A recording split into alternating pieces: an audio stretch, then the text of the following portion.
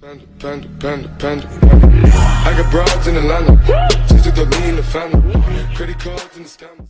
So the first thing that I hate today is this insane piece by some crazy person named Jodi Allard. She's apparently a feminist blogger. First of all feminist bloggers are, I don't mean to generalize, but they're all crazy. So she actually has a piece today called, the title of it is, "I'm done pretending men are safe, even my sons." Really. And the entire thing is about how her sons are potential rapists. She says, "I have two sons. They're strong and compassionate, the kind of boys other parents are glad to meet when their daughters bring them home for dinner. They are good boys in the ways good boys are, but they are not safe boys. I'm starting to believe there's no such thing." She is talking about her own children being potential rapists because of rape culture. She said, "I wrote an essay in the Washington Post last year during the height of the Brock Turner case about my sons in rape culture. I didn't think it would be controversial when I wrote it. I was sure most parents grappled with raising sons in the midst of rape culture." Well, no, actually. It turns out that the vast majority of us who grow up as boys in households that have good parents, we're not part of a rape culture because we are taught at a very early age that you're not supposed to rape people, right? That rape is a bad thing. I thought this was a pretty clear rule of Western civilization for the past 1,000 years or so. Because I didn't think it would be controversial when I wrote it. The struggle I wrote about was universal, I thought, but I was wrong. My essay went semi-viral, and for the first time, my sons encountered my words about them on their friends' phones, their teachers' computers, and even overheard them discussed by strangers on a crowded metro bus. Right, because when you say your sons are potential rapists, that might have some bad ramifications. They're your kids, you stupid idiot.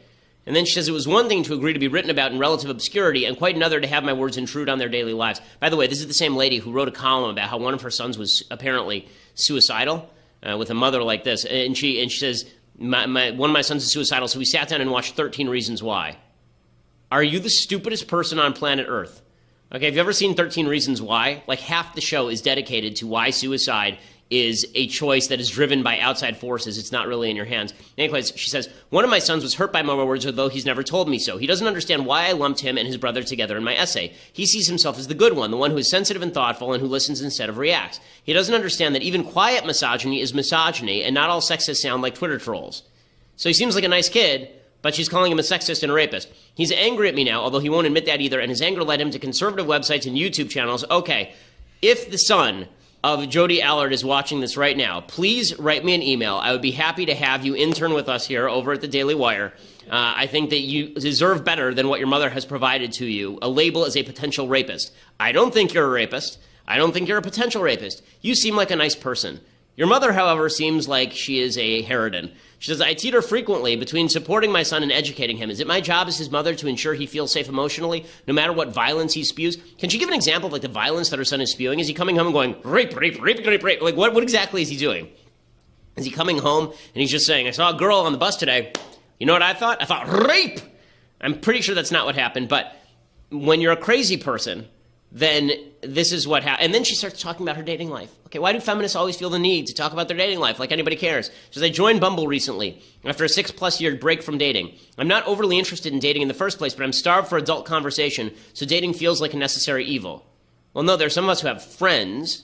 I mean, you could do that. And she says, "Bumble, as I explained to my married friends, is like feminist Tinder. Women have to initiate contact with men, so there's no inbox full of bleep pics every day. But feminists are not. The men are no different from the men anywhere else, and I quickly felt deflated. All men are..." Okay, I have a general recommendation. If you believe that all men or all women are crazy, that everybody's terrible, maybe it's just you. Maybe it's just you.